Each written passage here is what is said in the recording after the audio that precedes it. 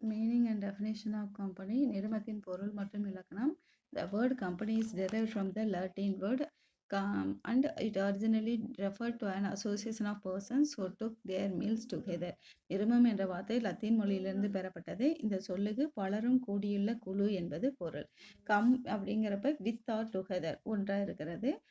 Pain அப்படிங்கிற என்னன்னா bread. அப்போ அந்த பிரெட்டை வந்து எல்லாம் சேர்ந்து சாப்பிட்றது அந்த மீனிங்கில் கம்பெனி அப்படிங்கிற வேர்ட் லத்தீன் வேர்ட்லேருந்து எடுத்திருக்காங்க. A company is a corporate body and a legal person having status and personality distinct and separate from the members constituting it. இது வந்து உறுப்பினர்கள் இது ஒரு நிறுவன அமைப்பு அப்படிங்கிறது அதனோட உறுப்பினர்களிடமிருந்து தனித்துவமான மற்றும் தனித்தன்மை கொண்ட சட்டப்பூர்வமான ஒரு தனிநபர். It is called a body corporate because the person composing it are made into one body by incorporating it in according to the law and clothing it with the legal personality. இது ஒரு கழகம் அப்படின்னு சொல்லலாம். ஏன்னா சட்டத்தினால் அங்கீகரிக்கப்பட்ட ஒரு நபர். Corporation கழகம் என்ற சொல் பாடி என்ற லத்தீன் மொழியிலிருந்து தோன்றியது. இதனோட பொருள் வந்து குழுமம் அப்படிங்கிறது. Accordingly, corporation is a legal person created by a process other than natural birth. Corporation அப்படிங்கிறது வந்து கழகம் என்பது ஒரு சட்டத்தால் உருவாக்கப்பட்ட நபர். It is for this reason sometimes called artificial legal person. இதனால இது வந்து சட்ட நடைமுறைகளை பின்பற்றும் இயற்கை நபர் குணம் கொண்டது. As a legal person, corporate is capable of enjoying many of the rights and incurring many of the liabilities of natural person. இது சட்டப்படியான நபர் இயற்கை நபரை காட்டிலும் பல உரிமைகள் மற்றும் பொறுப்புகளை வரையறுக்கும் தன்மை கொண்டதா இருக்கு. An incorporated company owes its existence either at a special act of parliament or a company law. இது வந்து ஒரு உருவாக்கப்பட்ட ஒரு நிறுவனங்கள் ஒரு சிறப்பு சட்டத்தின் மூலம் பாராளுமன்றத்தாலோ அல்லது நிறுவன சட்டத்தின் அடிப்படையிலேயே தோன்றுது. LIC, RBI, SBI have been brought into existence through special acts of parliament. RBI, LIC, RBI, SBI இதெல்லாம் வந்து பாராளுமன்றத்தின் சிறப்பு சட்டத்தின் மூலம் பொது கழகங்களாக இருக்கு. அதே மாதிரி Tata steel limited, Reliance industries limited have been formed under the Companies Law. Companies Act 1956 which is being replaced by Companies Act 2013. அது ஒரு டாடா இரும்பு லிமிடெட், ரிலையன்ஸ் தொழில் லிமிடெட் ஆகியன நிறுவன சட்டம் 1956 அல்லது புதிய சட்டம் 2013 படி உருவாக்கப்பட்டுள்ளது. சட்டப்படி பார்த்தா ஒரு நிறுவனம் அப்படிங்கிறது வந்து இந்த legal sense company is an association of both natural and artificial person and is incorporated under the existing law of country. அந்த ஒரு நாட்டில் இருக்கக்கூடிய ஒரு நிறுவனம் என்பது அந்த நாட்டின் சட்ட விதிமுறைகளின்படி உருவாக்கப்பட்ட இயற்கை அல்லது செயற்கை நபர்களின் ஒரு குழுவாக கருதப்படுகிறது. The terms of the Companies Act 2013, company means a company incorporated under this act or under any previous company law. நிறுவன சட்டம் 2013 பிரிவு 220 கம்பெனி அப்படிங்கிறது வந்து கம்பெனி சட்டம் அல்லது ஏதேனும் முந்தைய கம்பெனி சட்டத்தின் கீழ் உருவாக்கப்பட்ட ஒரு நிறுவனம்.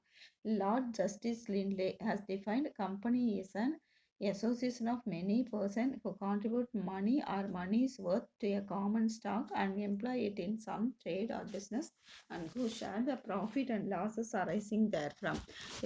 லிட்லி பிரபு அவர் என்ன சொல்றாருன்னா, நிறுவனம் அப்படிங்கிறது பங்கு தொகையாக பணம் திரட்டி அதை பொது நோக்கு ஒன்றுக்காக பயன்படுத்த பல பேர் தம் மனம் ஒப்பி ஒன்று சேர்ந்த சங்கம். அவர்கள் வாங்கும் தொகையை நிறுவனத்தின் முதல், அவங்க கிட்ட இருந்து வாங்கக்கூடியது தான் நிறுவனத்தின் முதல். அதை வாங்குபவர்கள் அதன் உறுப்பினர்கள் ஆவார்கள். அந்த ஷேர்ஸ் பங்குகளை யார் வாங்குறாங்களோ அதை அவங்க வந்து அந்த கம்பெனியோட மெம்பர்ஸ். நிறுவனத்தின் மூலதனத்துல ஒவ்வொருவருக்கும் உரிய பகுதி அவரவர்களது பங்கு. பங்குகளின் உரிமை மாற்றம் என்பது எப்போதும் சட்ட விதிகளுக்கு உட்பட்டது.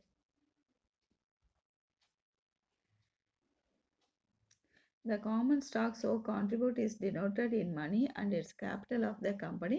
The person who contribute in it or form it or whom belongs are members. The proportion of capital of the each member is entitled a share.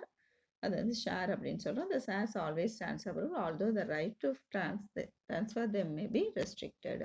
From the above definition, it can be concluded that the company is registered association. இதுலேருந்து என்ன நம்ம தெரிஞ்சுக்கிறோம் அப்படின்னா, ஒரு நிறுவனம் அப்படிங்கிறது ஒரு பதிவு செய்யப்பட்ட சங்கம். சரியா? Registered association having its own corporate and legal personality. distinct which is separate from its members with the perpetual succession, a common seal for its signature, a common capital comprised of transferable shares and carrying limited liability. இது வந்து ஒரு சட்டப்படி இது ஒரு சட்டப்படியான நபர். பொதுக்கழகம் அப்படிங்கிறது வந்து ஒரு சட்டப்படியான நபர். சரியா சொன்னா உறுப்பினர்களின் தன்னிச்சையான முடிவு, பொது முத்திரை, கையொப்பம், பொது பொறுப்பு மற்றும் பங்கு மாற்றம் ஆகியவற்றை உள்ளடக்கியது அப்படின்னு சொல்றாங்க. தென் பாடி கார்ப்பரேட் கழக குழுமம். Body corporate means a corporate entity which has legal existence. கழக குழுமம் என்பது ஒரு சட்ட பிரிவால் உருவாக்கப்பட்டது. பிரிவு 2(11) படி கழக குழுமம் அப்படிங்கிறது body corporate or corporation includes private company, public company, one personal company, small company, limited liability partnership, foreign company incorporated outside India but does not include a cooperative society registered under any law, any other body corporate not being any company as defined in this act. இதில் வந்து கழகம் அப்படிங்கிறது தனியார் நிறுவனம், பொது நிறுவனம், ஒரு நபர் நிறுவனம், சிறு நிறுவனம், குறைவான பொறுப்புடைய கூட்டு நிறுவனம், அயல்நாட்டு நிறுவனம் ஆகியன இந்தியாவிற்கு வெளியே உருவாக்கப்பட்ட ஒரு நிறுவனத்தை உள்ளடக்கியது. ஆனால் இதில் வந்து எது அடங்காது அப்படின்னா கூட்டுறவு சங்கங்கள் இதில் வரக்கூடாது. அதே மாதிரி இதற்கென அலுவல் சார்ந்த அறிக்கையில் அறிவிப்பின் மூலம் மத்திய அரசால் குறிப்பிடப்பட்டுள்ள ஏதேனும் பிற கழக குழுமம். Then formation incorporation of a company. ஒரு நிறுவனத்தை உருவாக்குதல். 7 or more persons where the company is to be formed is to be public company. 7 அல்லது அதற்கு மேற்பட்ட நபர் இருந்தால் ஒரு பொது நிறுவனம் அப்படின்னு சொல்றோம். 2 or more persons where the company to be formed is to be private company. 2 அல்லது அதற்கு மேற்பட்ட நபர் உருவாங்கினாங்கன்னா அது தனி நிறுவனம் அப்படின்னு சொல்றோம். 1 person where the company to be formed is to be one person company, that is to say the private company by subscribing their names or his names to memorandum with complying with the requirements of this act in respect of regulations. Registration. இது வந்து ஒரு நபராக இருந்தால் அது ஒரு நபர் நிறுவனம் சொல்றோம். ஒரு தனி நிறுவனம் தனது பெயர் எந்த நபரின் பெயரில் வைக்க வேண்டுமென அந்த அமைப்புமுறை சாதனத்தில் எழுதி சட்டப்படி தேவையான ஆவணங்களை வைத்து பதிவு செய்யணும். இது வந்து the process of formation of company consists of different stages. ஒரு நிறுவனத்தை உருவாக்க பல நடைமுறைகளை பல்வேறு வகையில் கையாளணும். Which starts when a person envisages an idea to form a company and ends when a company gets a certificate from the Register of Companies after complying with the various provisions relating to the information of the company. Formation of a company has been divided into 4 stages: promotion, registration, capital subscription and commencement of business. வந்து ஒரு நிறுவனத்தை உருவாக்க பல நடைமுறைகளை பின்பற்றணும். தனிநபரின் கருத்துக்கள் மூலம் ஆரம்பம் முதல் முடிவு வரை தேவையான ஆவணங்கள் கொண்டு நிறுவனம் உருவாக்கப்படுகிறது. நிறுவனத்தை உருவாக்குதல் என்பது 4 நிலைகளை கொண்டது. ப்ரமோஷன் நிர்வாகம், ரெஜிஸ்ட்ரேஷன் பதிவு செய்தல், தென் கேபிட்டல் சப்ஸ்கிரிப்ஷன் முதல் போடுதல், 4th ஒன் என்னன்னு பார்த்தீங்கன்னா வியாபாரத்தை தொடங்குதல், commencement of business. Out of the 4 stages, the first 2 stages, promotion and registration, are necessary for both public and private companies. இந்த 4 நிலைகளில் முதல் 2 நிலைகள் உருவாக்கம் மற்றும் பதிவு செய்தல் அப்படிங்கிறது ரெண்டுக்குமே பப்ளிக் கம்பெனியாக இருந்தாலும் சரி, பிரைவேட் பொது நிறுவனம் அல்லது தனியார் நிறுவனம் ரெண்டுத்துக்குமே அவசியமானது. A private company can start operating its business immediately after registration. ஒரு தனியார் நிறுவனம் அப்படிங்கிறது தன் வியாபார செயல்பாடுகளை பதிவு செய்தவுடன் உடனடியாக மேற்கொள்ளும். ஆனால் public company has to pass through 2 more stages: capital subscription and commencement of business. ஒரு பொது நிறுவனம் அப்படிங்கிறது 4 நிலைகளையும் கடந்த பின் தான் தனது செயல்பாடுகளை தொடங்க முடியும். A public company can raise funds from the public by issuing shares. ஒரு பொது நிறுவனம் தன்னுடைய நிதியை உயர்ந்த பங்குகளின் மீதான வெளியீட்டை செய்கிறது. அதாவது பொது வெளியீடு செஞ்சு பப்ளிக் கிட்ட வந்து இன்வைட் பண்ணி நாங்கள் ஷேர்ஸ் இஷ்யூ பண்ணுறோம் வாங்குங்கன்னு சொல்லி பப்ளிக் கிட்ட இருந்து பணம் வாங்கலாம். பொது வெளியீடு செய்கிறது. After following all the legal provisions of public issue which are specified to the companies act, a public company can start operating of its business. வந்து பொது வெளியீடு தொடர்பான சட்ட தேவைகளை பூர்த்தி செய்து நிறுவன சட்டத்தின் மூலம் தனது வியாபார நடவடிக்கைகளை மேற்கொள்ளலாம். ஷேர் அண்ட் ஷேர் கேபிட்டல் பங்கு மற்றும் பங்கு முதல், The term capital is viewed by a layman as the money which the business persons invest in the business and in case of company raise the capital by issue of shares. முதல் என்பதை layman கூறுகையில் என்ன சொல்றாருன்னா, ஒரு நபர் தன்னுடைய வியாபாரத்தில் முதலீடு செய்து அதன் மூலம் தன்னுடைய நிறுவனத்தை வளர்ச்சியடைய செய்வதே முதல் அப்படின்னு சொல்றாங்க. They uses this money to meet its requirements by way of acquiring business premises and stock in trade, which are called fixed capital and circulating capital respectively. இது வந்து இப்போ முதல் தொகை நிறுவனம் உயர்த்த பங்குகளை வெளியிடுது. இப்படி பங்குகளை வெளியிட்டு கிடைக்கக்கூடிய பணத்தினை கொண்டு நிறுவனமானது சரக்கு, வணிக வளாகம் போன்ற சொத்துக்களை வாங்கி தனது நிலை முதலை உயர்த்துகின்றனர்.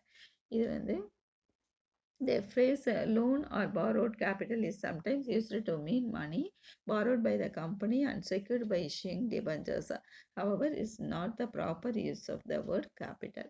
கடன் அல்லது பிறரிடம் வாங்கிய முதல் தொகையானது சில சூழ்நிலைகளில் பணமாக பெறப்பட்டு நிறுவனத்தின் பாதுகாப்பினை கருத்தில் கொண்டு கடனீட்டு பத்திரங்களை வெளியிடுகின்றன. ஆனால் இதுக்கு முதல் என்ற வார்த்தை பயன்படுத்த முடியாது. In case of company limited by shares, the word capital means the share capital. இது வந்து ஒரு லிமிட்டெட் நிறுவனத்தின் பங்குகள் அனைத்தும் பங்கு முதலாக கருதப்படும். The capital in terms of rupees divided into specified number of shares which having fixed rupee value. இதில் வந்து பங்குகள் அனைத்தும் பங்கு முதலாக கருதப்படும். இதில் ரூபாய் என்ற மதிப்பு ஒரு நிலையான மதிப்பினை கொண்டு மதிப்பிடப்படுகிறது.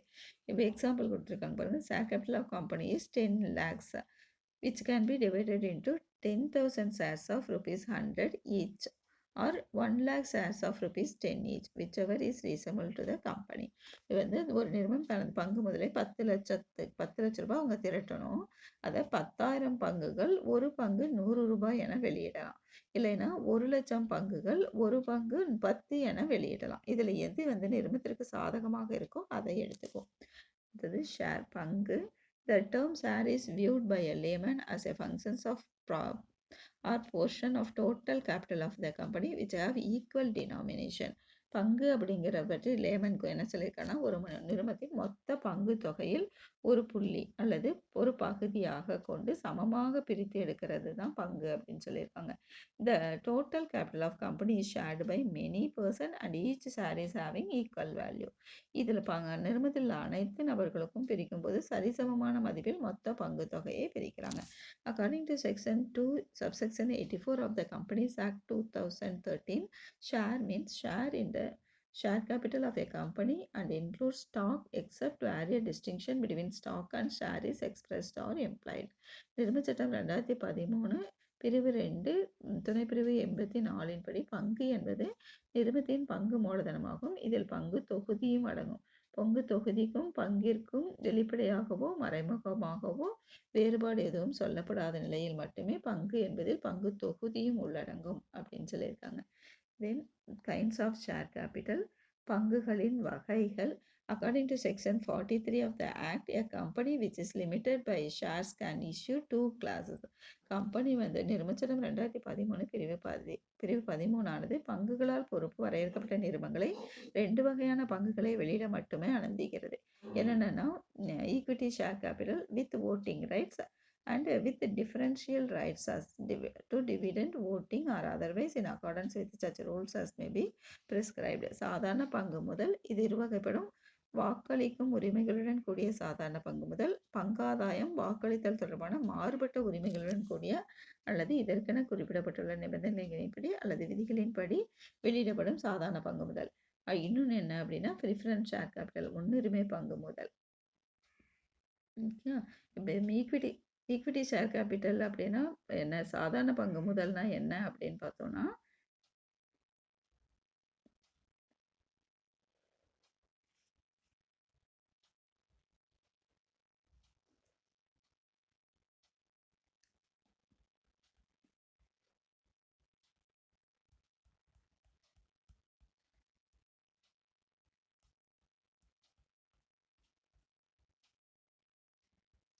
பாருங்க, meaning of equity share capital. சாதாரண பங்குகளின் பொருள் என்ன அப்படின்றதுன்னா, those shares which are not called as preference shares are known as equity shares. சாதாரண பங்குதாரர்கள் நிறுவனத்தின் உண்மையான உரிமையாளர்கள் அவர்கள். இவங்க வந்து பாருங்க, எதெல்லாம் ப்ரிஃபரன்ஸ் ஷேர்ஸ் இல்லையோ, முன்னுரிமை பங்குகள் இல்லையோ அதெல்லாம் சாதாரண பங்குகள். which do not have any preferential rights, which are hard to dividend and repayment of share capital at the time of liquidation of a company. இது வந்து இவர்களின் நிறுவனத்தின் நடவடிக்கைகளை கட்டுப்படுத்தும் அதிகாரமும் இயக்குனர் அவையை தேர்ந்தெடுக்கும் அதிகாரமும் இவங்களுக்கு வந்து இந்த எந்த உரிமையும் கிடையாது. முன்னுரிமை பங்குகளுக்கு இருக்கக்கூடிய உரிமைகள் எதுவும் இது உங்களுக்கு கிடையாது. மீனிங் ஆஃப் ப்ரிஃபரன்ஸஸ் முன்னுரிமை பங்குகள். Section 42 of the Companies Act 2013, the term preferences mean that part of the share capital the holders of which have a preferential right over payment of dividend and prepayment of share capital in the event of winding up of the company. நிறுவனச் சட்டம் 2013 பிரிவு 42 படி முன்னுரிமை பங்குகள் என்பது முன்னுரிமை பங்குதாரர்கள் நிறுவனம் இயங்கும் போதும் கலைக்கப்படும் போதும் சாதாரண பங்குதாரர்களை விட முன்னுரிமை பெறுவதால் இது இப்பெயரால் அழைக்கப்படுகிறது. இந்த பங்குகளுக்கு வந்து இந்த உரிமை வழங்கப்பட்டிருக்கனால பங்காதாய விகிதமும் ஒரு குறிப்பிட்ட விகிதமாகவே இருக்கு. மேலும் சாதாரண பங்குதாரர்களுக்கு சட்டத்தின் மூலம் அளிக்கப்பட்டுள்ள உரிமைகள் எதுவும் முன்னுரிமை பங்குதாரர்களுக்கு கிடையாது. ஓகே ஸ்டூடெண்ட், இது வரைக்கும் பார்ப்போம். இதில் வந்து நாளைக்கு நம்ம கைண்ட்ஸ் ஆஃப் ப்ரிஃபரன்சஸ் என்ன அப்படிங்கிறத நாளைக்கு பார்ப்போம். முன்னுரிமை பங்குகளின் வகைகள் என்னென்னு நாளைக்கு பார்ப்போம். தேங்க்யூ.